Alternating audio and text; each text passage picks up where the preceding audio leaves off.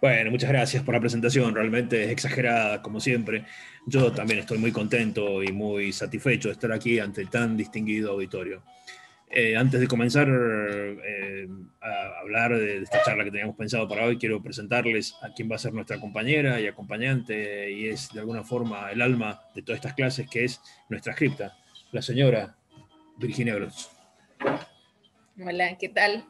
Bueno, soy Virginia, bueno, voy a estar acompañándolos este año y no, estoy para lo que necesiten.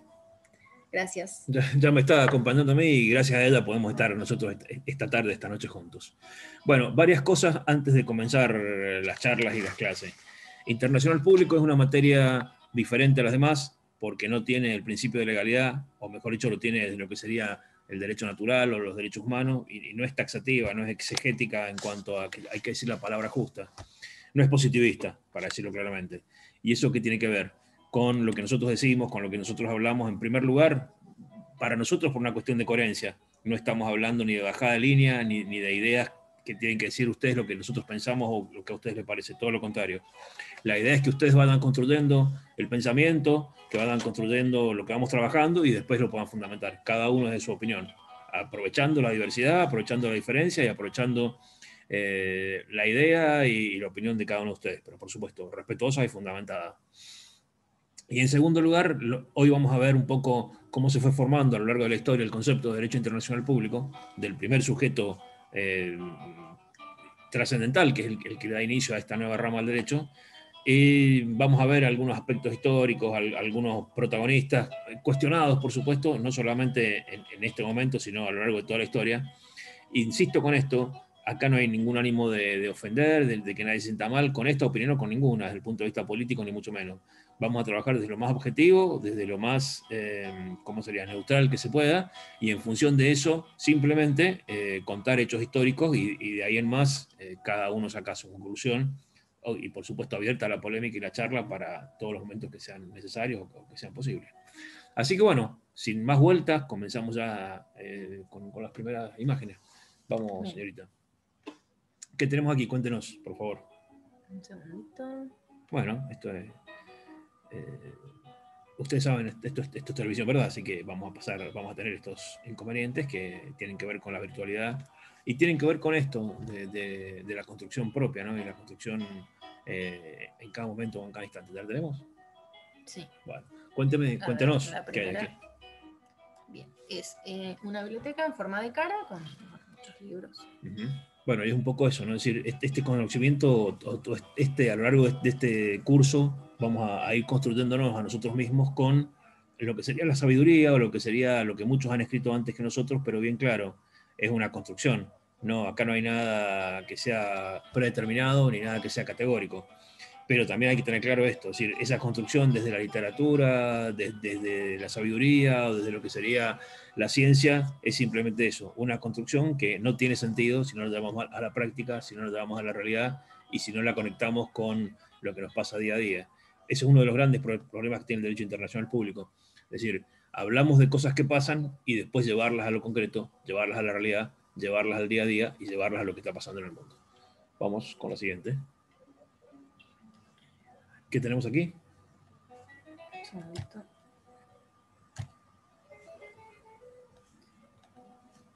Bueno, como verán, entre diapositiva y diapositiva hay un poquito de música también para que ustedes puedan reflexionar o puedan ir describiendo ustedes cada una de las imágenes que van apareciendo. ¿Ya la tenemos? No la tenemos. No la tenemos. Seguimos entonces. Un segundito.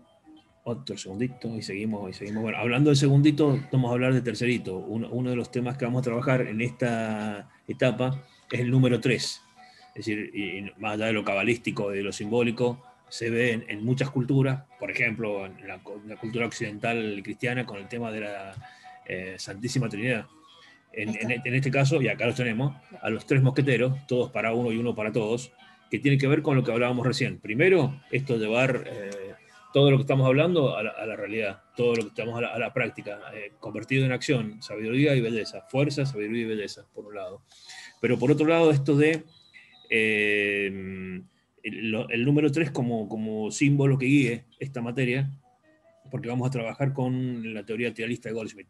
Es decir, en todo momento vamos a tener que analizar lo que pasa a nivel sociológico, es decir, los acontecimientos, los momentos históricos, lo psicológico, la repercusión que tiene eso en la comunidad, cómo se refleja eso en la legislación, cómo se refleja eso en los distintos tratados, cómo se refleja eso en las distintas organizaciones internacionales, y por último el debate más importante, que es el de la justicia, hasta dónde eso es justo y hasta dónde eso es bueno, y que haya una conexión o una relación entre los acontecimientos que pasan en el mundo y las políticas internacionales que aplican las grandes potencias o las organizaciones internacionales, puede llevar al debate, puede tener o no que ver con lo jurídico, en cuanto a decir, más que con lo jurídico, con lo justo, si corresponde o no. Es decir, que la correlación sociología, legislación, nos deje abierta la puerta a lo más importante de todo, que es a la justicia, que es para lo que estamos acá, para dar respuestas concretas desde el derecho.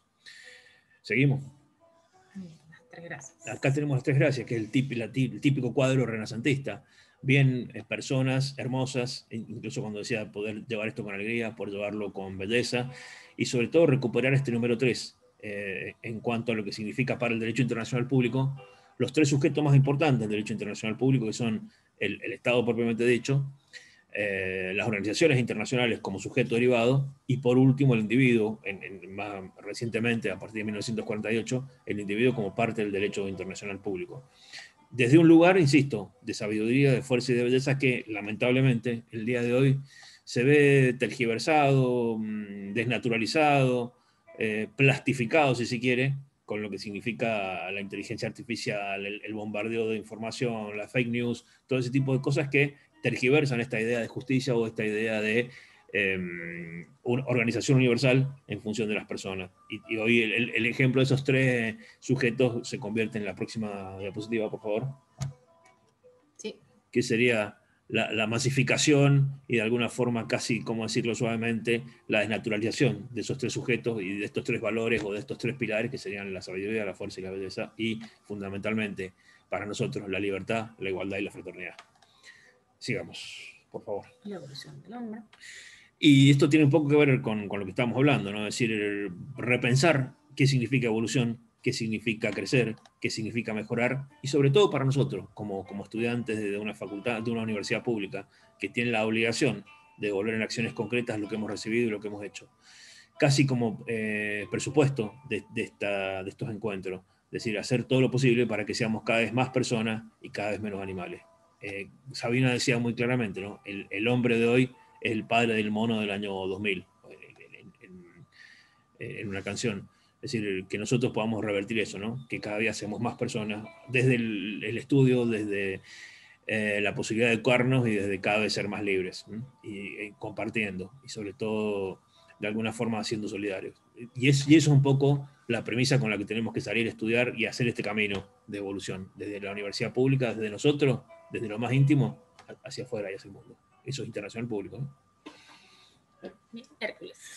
Vamos a empezar con algún relato histórico, vamos a tomar un punto de partida, insisto, caprichoso, que tiene que ver con, en esta imagen, cuando Hércules expulsa a los titanes del Monte Olimpo. Es decir, ustedes saben que los dioses griegos eran más humanos que como lo vemos nosotros en la actualidad, o por lo menos en lo que sería la religión católica. Se permitían alguna cana al aire o algún pecado por ahí, y Zeus...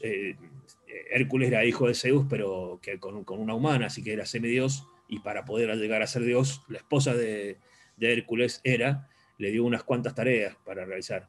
Una de esas es esta, echar a los titanes del Monte Olimpo para que los dioses pudieran quedarse en el Olimpo para siempre.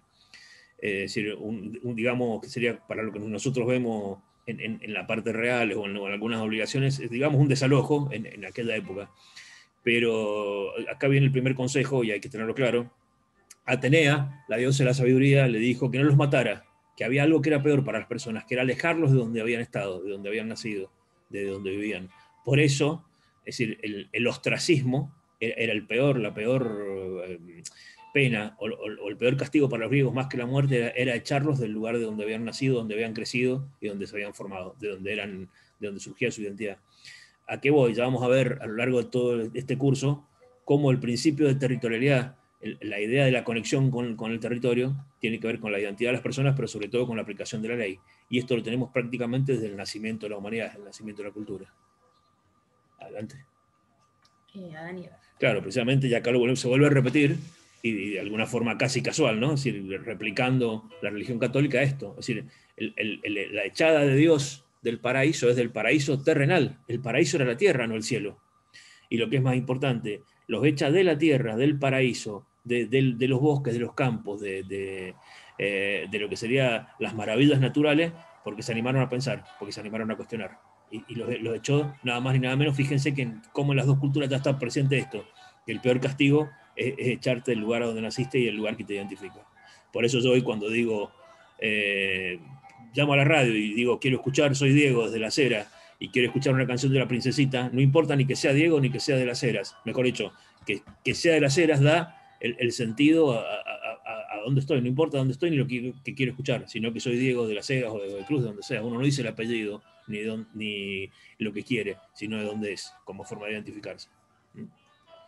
Sigamos. Bien, Sócrates.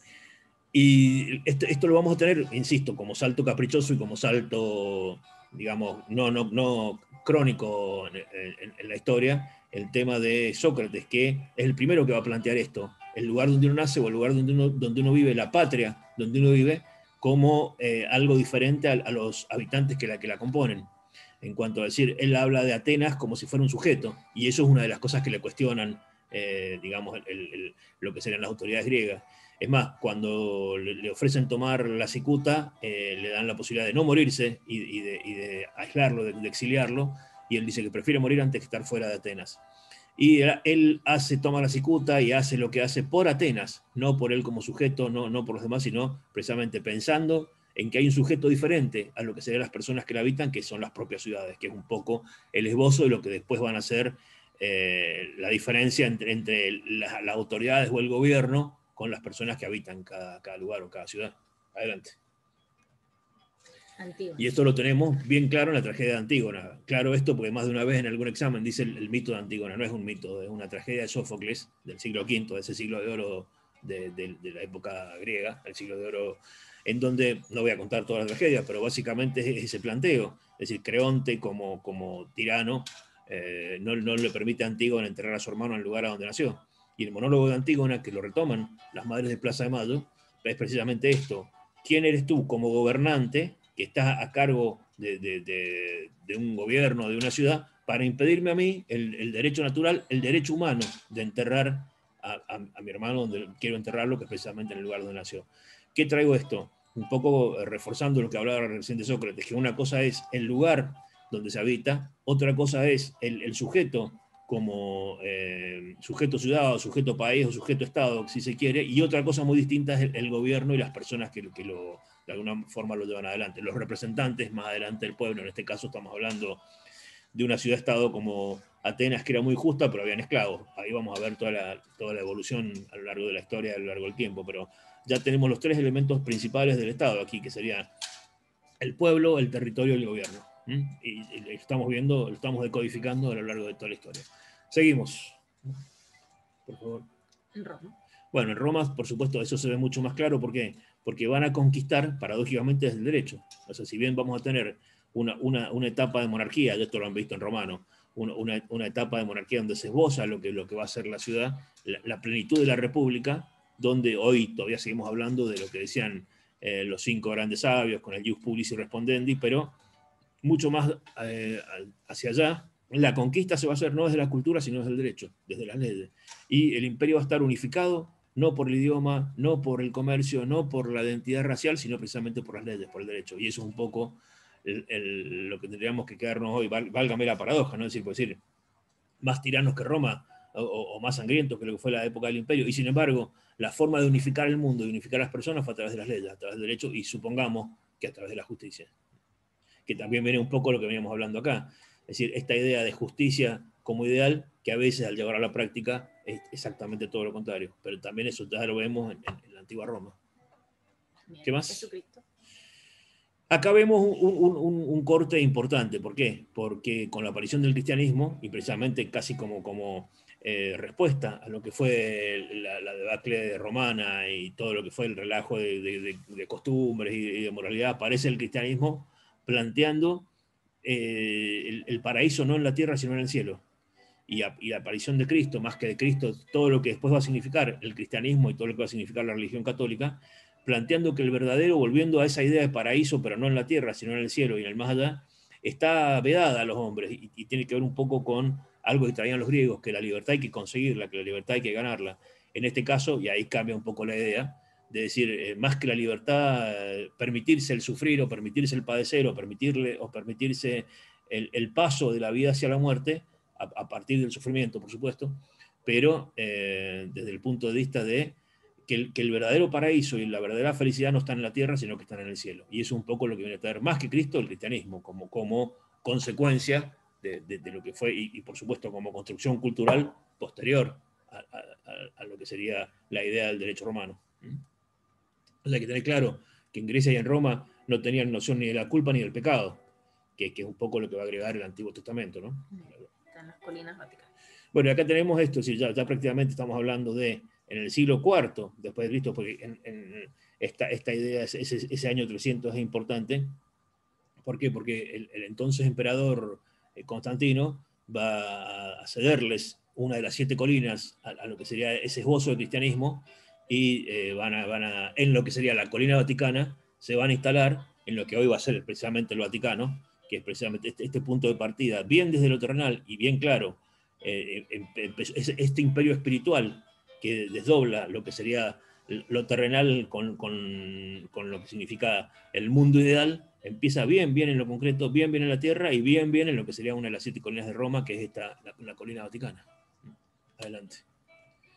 El edicto de Milán. Y ahí vamos al edicto de Milán de Constantino, en donde plantea claramente esto, es decir, y tiene la utilización de la religión como elemento político, porque en realidad hasta ese momento los cristianos estaban perseguidos y de hecho tenemos todas las fábulas de Roma y que los tiraban a los leones y todo ese tipo de cosas. ¿Y qué va a hacer Constantino? Reconocer el cristianismo como fuerza, pero ¿para qué? Para validarse él como emperador. En ese momento había una tremenda cantidad de gente en Roma que eran perseguidos. Entonces Constantino, con el edicto que va a hacer, al reconocer el cristianismo, va a solidificar su poder terrenal en el poder espiritual. O sea que esto es muy importante. Es decir, en esta ida y vuelta de poderes entre la tierra y el cielo, el poder terrenal de Constantino va a estar basado en el poder espiritual del cristianismo. Adelante. Los estados pontificios. Claro, ya eso sí, ya vamos unos siglos más allá, con Carlomagno, una vez que cae el imperio romano de Occidente, vuelve a unificar el imperio, siendo germano él, y vamos a tener los estados pontificios, que va a ser los estados terrenales que un emperador le va a dar a un papa. Entonces vamos a tener en el año 811 con Constantino la creación del Sacro Imperio Romano Germánico, es decir, un imperio absolutamente terrenal, un imperio absolutamente sangriento y conquistador como todos los imperios, pero, por supuesto, bendecido y de alguna forma auspiciado por lo que sería la Iglesia. Entonces acá vamos a tener esta unión entre lo que sería un emperador con todas las características de un emperador como lo conocemos nosotros, absolutamente terrenal, con todos los vicios, si se quiere, de un rey, pero en este caso, a partir de haber en su momento Constantino y después Carlomagno crear los estados pontificios, vamos a tener esa unión entre lo religioso y lo terrenal, entre lo espiritual y lo material. Adelante. Carlomagno sacó Imperio Romano. ¿Y qué dice? A ver. Siglo IX. ¿Y dice algo más? No. Bueno, que es un poco esto, lo que estaba hablando recién, ¿no? Es decir, esta idea de el imperio bendecido por la iglesia y la conexión espíritu terrenal, cielo, tierra, desde la religión y desde lo concreto que puede ser un emperador absolutamente terrenal, como conocemos a los emperadores, ¿no? Las cruzadas. Aquí tenemos precisamente esto de decir, jugando la Iglesia Católica, más que la Iglesia Católica, el Vaticano como factor político y como, de alguna manera, ya absolutamente habiendo copado el Imperio Romano, es decir, el imperio terrenal, el imperio más grande que tuvo la humanidad, ahora está copado por la religión, está copado pero con acciones concretas. Y las cruzadas de alguna manera es eso, es decir, luchar por la fe, pero en lo que sería el territorio. Decía Bush no inventó nada. Esto fue el Papa Urbano II en el siglo XI, en donde junta a los ejércitos, junta a la gente que quería pelear para ir a recuperar el Santo Sepulcro al Asia. Por eso digo que Bush no inventó nada, porque cuando hay guerra hay pleno empleo, hay gente ocupada, y lo que es más importante, no pelear acá, sino lejos de lo que sería Europa, vamos al Asia, es decir, un poco lo que pasó con Siria ahora hace poquito y lo que pasó en el 2003 con Irak. Es decir, los poderes arman una guerra, venden armas y tienen pleno empleo, pero para ir a pelear lejos de donde ellos viven, sino en los lugares en los que hay que conquistar, donde hay que recuperar la fe. Adelante. La Carta Magna. Ya nos vamos a algo más importante o algo más concreto que sería y que tiene que ver con esta conexión entre lo religioso y lo terrenal, que es precisamente el poder absoluto de los emperadores, que en nombre de la religión y en nombre de las cruzadas, es decir, se permiten cualquier clase de troperías o de tiranía. O sea, el famoso Ricardo Corazón de León, que era el rey de Inglaterra, está precisamente yendo a las cruzadas, ya estamos un poquito más adelante en el tiempo, en el año 1200, y lo deja a su hermano, Juan sin tierra, que precisamente, fíjense, el poder de un rey está dado por la tierra, está dado por lo que significa tener territorio. Como Juan era el regente, el hermano no tenía tierra.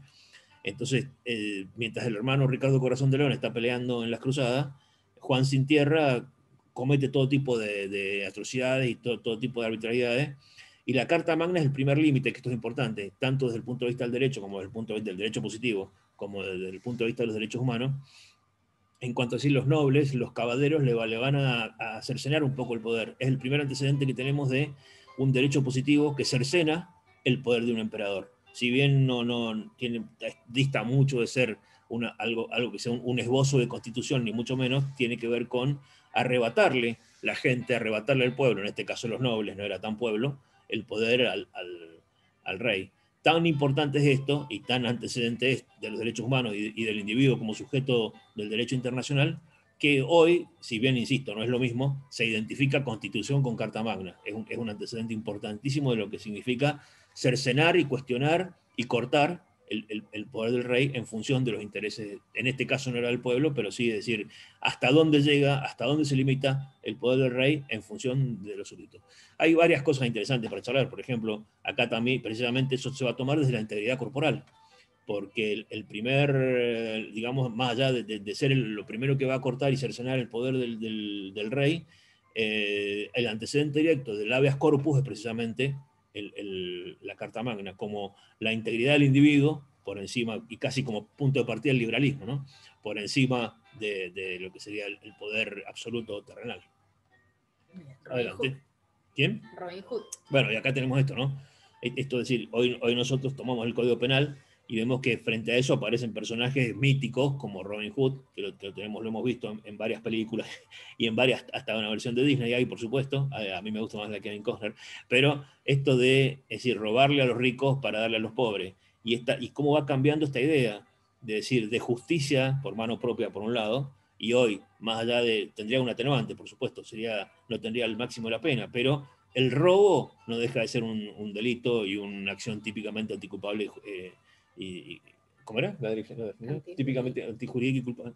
Y el tema era cómo va cambiando esa noción de delito en función de hacer el bien y decir y cómo vamos de alguna forma transformando esta idea de la conexión y la distancia que hay entre lo que pasa y entre cómo reflejan las leyes, y después la discusión si era justo. Si robar para darle a los pobres está bien, es justo, pero para nuestro Código Penal absolutamente positivista es un delito. Adelante. Los glosadores. ¿Lo qué? Bueno, y acá tenemos un poco esta idea de cómo, insisto, desde el derecho romano y cómo estamos hablando un poco, nos tomamos una pausa para hablar de la isla, de la gran isla, es decir, por otro lado, en lo que sería la Europa continental, tenemos el dominio absoluto de la Iglesia Católica, del Vaticano y sobre todo de lo que después va a ser la imposición por la fuerza, a través de las cruzadas y después de la Inquisición. ¿Por qué tomo a Curcio y la glosa?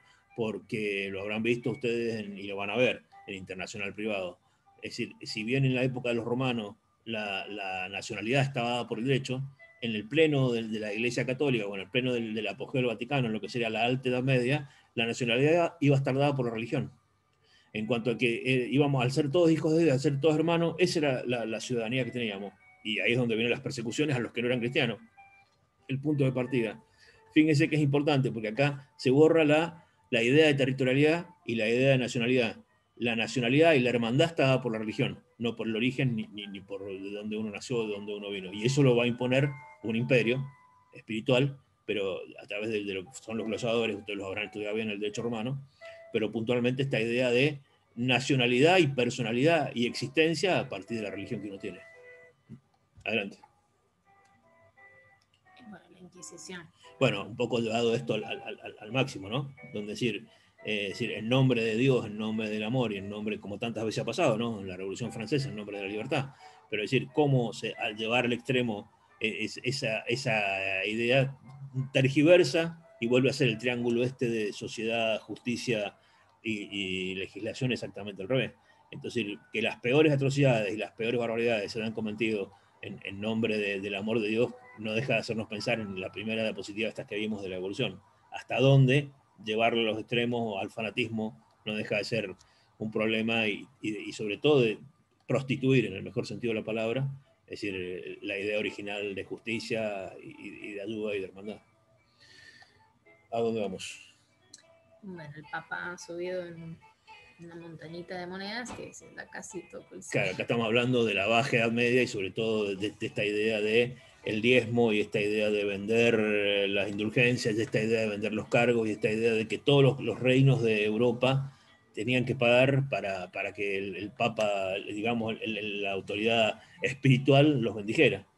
Entonces, de alguna forma, terminarlo casi en el absurdo, es decir, esta idea de justicia espiritual sostenida desde el imperio, o sea, desde Roma, pero dibujada o disfrazada de una cuestión material que tiene que ver con precisamente algo que va a ser el germen de la necesidad de independizarse el Vaticano y la necesidad de desplazar al Papa, y no porque estuvieran en contra de la religión, sino porque a ningún rey le gustaba pagar para que los tuvieran que bendecir. En realidad a ninguna persona le gusta eso, pero las cosas funcionaban así en ese momento, y de alguna forma esta fue la mecha que prendió lo que vamos a ver enseguida, que son precisamente las reformas religiosas. Vamos. El encubrimiento de América. Estamos precisamente en ese momento pleno digamos, de apogeo de la religión, en donde precisamente el que va a distribuir el mundo es el Papa.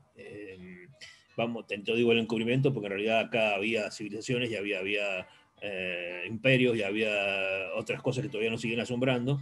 Entonces esa España hegemónica es la que va a invadir, cubrir, yo digo, civilizar y sifilizar a los indios aquí, pero lo que nos tiene que quedar claro, y un poco charlando de todo esto, es precisamente esto, sí, la discusión de si los indios eran o no, la leyenda negra de América, si los indios eran o no personas por el hecho de estar o no bautizados. Y viene el gran tema de decir, ¿qué es lo que hace la esencia de la persona? ¿La religión que tiene o la dignidad como persona? Acá es donde viene la gran discusión, precisamente de la iglesia, de Sepúlveda y Bartolomé de las Casas, Fray Bartolomé de las Casas, en donde el planteo de los españoles era, como no estaban bautizados, se los podía explotar. Y ahí viene la gran decisión, o de alguna manera la gran polémica y el gran conflicto de decir, o sea, ¿qué es lo que hace que una persona sea persona? ¿Estar bautizado o no? Adelante. Bueno, los indios arrollados. Bueno, o sea, y esto es de alguna forma por eso, para seguir redundando con todo esto y de alguna manera y seguir pensando, sí, además de esta imagen de el sometimiento de los indios propiamente dicho, todo lo que significa las riquezas de América que están, además de los indios que están arrollados como ofrenda de los conquistadores. Esto es importante, ¿por qué? Porque esto va a cambiar el mundo desde otro lugar. La avalancha, la catarata de oro que va a llegar de América a Europa, va a cambiar el sistema, digamos, de lo que hasta entonces se consideraba como riqueza y se consideraba como poder. Hemos visto hasta acá esta cuestión de casi de la fisiocracia, si se quiere, en donde el poder estaba dado por la tenencia de la tierra. Con todo lo que se descubre en América y con todo el oro que viene de América para Europa, aparece el valor no en la tierra misma, sino en las cosas que uno puede poseer. Y ese es nada más ni nada menos que el origen del capitalismo. O sea, si hay una consecuencia que tiene el encubrimiento de América en Europa, es precisamente el nacimiento del capitalismo, y ya no los países que tuvieran mucho territorio, sino los países que tuvieran mucho poder sostenido en lo material y no en lo espiritual. Escuela española del siglo. Paradójicamente, y con todo esto vamos a tener precisamente fruto de la Inquisición, y de donde se prohíben todos los libros, donde se prohíbe toda la sabiduría, donde la única forma, o sea, en la distribución social de España, el hijo mayor era conquistador y el segundo hijo tenía que ser cura. Y en este caso eran los que tenían toda la sabiduría guardada y eran los que podían llegar a seguir adelante con, por ejemplo, todo lo que la Inquisición no había quemado de Aristóteles y de Platón. Acá tenemos algo muy importante, que es cómo San Agustín convierte a Platón y la República pasa a ser la ciudad de Dios, y cómo Santo Tomás aprovecha todas las enseñanzas de Aristóteles y las convierte en lo que sería el primer motor inmóvil del que hablaba Aristóteles. Santo Tomás lo va a disfrazar de Dios. En este caso puntual, lo que tenemos es la escuela del siglo XVI de España, que es, por un lado, esta potencia desde el punto de vista comercial, desde el punto de vista imperial, pero por otro lado también desde el punto de vista de sus pensadores, y sus pensadores eran la mayoría católicos. Es importante, ¿quién sabe, Casores? ¿O habla en general de escuela? No, habla en general. Bueno, ahora vamos a ir viendo, y los cardenales alrededor. Como claro, en realidad tiene que ver con esto de lo que el punto de partida para el derecho internacional público, y lo que sobre todo lo que va a ser posteriormente tomado en la Revolución Francesa y en la Revolución de Mayo, que es el tema de decir el Estado, independientemente de lo que sería, y la representación popular, independientemente de lo que serían las autoridades, por un lado. Y para las escuelas católicas, el padre del derecho internacional público es Francisco de Vitoria, porque va a plantear la idea de la autoridad competente, y él sabe positivamente que esa autoridad competente no es el Papa, la autoridad competente respecto del el poder, respecto de la riqueza, respecto de la política, y en las escuelas católicas consideran que le está dando de alguna forma una veña a lo que sería posteriormente la idea del rey o del emperador, y plantea específicamente esto de la autoridad competente es la del Estado y es la del rey. Y de alguna manera, para algunas escuelas católicas, acá habría un esbozo de lo que sería el derecho internacional público, de donde la misma iglesia, donde la misma escuela del siglo XVI va a diferenciar el poder terrenal del poder espiritual. Y acá sí vemos la reforma y lo que sería el romper con esa hegemonía absoluta de la Iglesia, que lo va a plantear precisamente un monje benedictino, Martín Lutero, en 1517, que va a plantear precisamente esto, esta idea de lo espiritual, los milagros, el bien no tienen que ver con lo que sería el manejo político, el manejo de lo terrenal, y el manejo y la, digamos, es importante porque las tesis que él plantea son dibujos, porque la gente no sabía ni leer ni escribir, porque la sabiduría le estaba vedada a la gente. Pero lo importante de Lutero no es este cisma religioso que lo va a plantear él absolutamente desde un punto de vista como sacerdote, que no quiere saber nada con esta iglesia que ha copado el poder, y volver a esta iglesia, volver a esta espiritualidad y volver a los valores más puros del cristianismo. Y acá es donde viene un poco cómo va a fermentar y cómo va de alguna forma a evolucionar todo lo que veníamos hablando, porque todos los príncipes se van a ser protestantes. ¿Precisamente para qué? Todos los reyes se van a ser protestantes. ¿Para qué? Para poder independizarse del Vaticano. O sea que la importancia política que va a tener la reforma religiosa tiene que ver con esto, es decir, usar y aprovechar a Lutero, los príncipes que se venían rebelando y que estaban buscando una causa política para poder independizarse del Vaticano. Y la causa se las dio precisamente Lutero, pudiendo plantear esta idea de el pueblo sigue a su príncipe. Entonces si el príncipe era protestante, el pueblo era protestante, y lo que es más importante, dejaban de pagarle al Vaticano lo que cobraba el Vaticano por el hecho de proteger con su ejército a los distintos príncipes de los distintos pueblos. Bueno. Enrique VIII. Sí. Bueno, y acá tenemos un poco, sí, acá ya vamos un poquito más allá, pues sí, somos románticos en internacional público, y precisamente el que lo va a plantear desde otro lugar, porque todos sabemos que hoy, y lo vemos lo hemos visto con Lady Di, lo estamos viendo ahora con lo que ha sido el cisma de los príncipes, un rey, Enrique VIII, va a escindirse, va a ser revolucionario frente al Vaticano, precisamente porque uno de los problemas era que no se podían divorciar. Él era el marido de María Estuardo, que era la hija de los reyes de España, y como no le daba, no, de María Estuardo no, estoy hablando de Macana. Como no le daba, María Estuardo era la madre de Jacobo, no les daba, no le había dado un hijo varón, eh, él hace todo lo posible para destruirla, para separarse, y el Papa no le permite divorciarse. Entonces él se casa con Ana Bolena y forma una nueva religión que es el anglicanismo, dentro de lo que sería el Vaticano, dentro de lo que sería las nuevas religiones, y tiene que ver con, en realidad es un homenaje a una novia, esos son regalos, es decir, darte una religión nueva y separarse del Vaticano, pero en realidad tiene que ver con esto, con desde Inglaterra, dejar de darle, subsidiar al Vaticano y dejar de mandarle plata al Vaticano y ser él autoridad, y él vuelve a retomar al más puro estilo de Roma, es decir, el poder terrenal y el poder como si fuera un emperador, como si fuera un saco emperador. Entonces, por eso hoy tenemos la iglesia anglicana y vemos que el rey, en este caso la reina, en la actualidad y en el caso de Enrique VIII, pasa a ser el rey terrenal, pasa a ser el principal pontífice, digamos, de la iglesia. O sea, vuelve a unificar la iglesia con la religión, pues ya con una connotación mucho más terrenal, en cuanto a que deja de lado la parte espiritual para llevar ese poder espiritual a la tierra, encarnado en el monarca, encarnado en el rey. O sea, si esto que estamos viendo es la tapa de un disco de los años 70, que es Las seis esposas de Enrique VIII, y el rubio que sale al costado es Rick Wakeman, que es el tecladista de Yes, y que de alguna manera, a través del rock sinfónico, plantea todo esto, si tienen tiempo o ganas de escucharlo, pero el tema es decir, cómo se ve claramente en Lutero, en Calvino sobre todo, pero en Enrique VIII esta idea de cualquier excusa venía bien para separarse del Vaticano, en este caso poder casarse con otra mujer. Y nos queda este planteo. Iglesia-Estado, asuntos separados.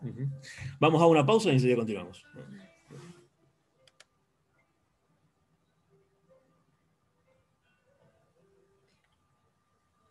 Perfecto. ¿Cómo vamos?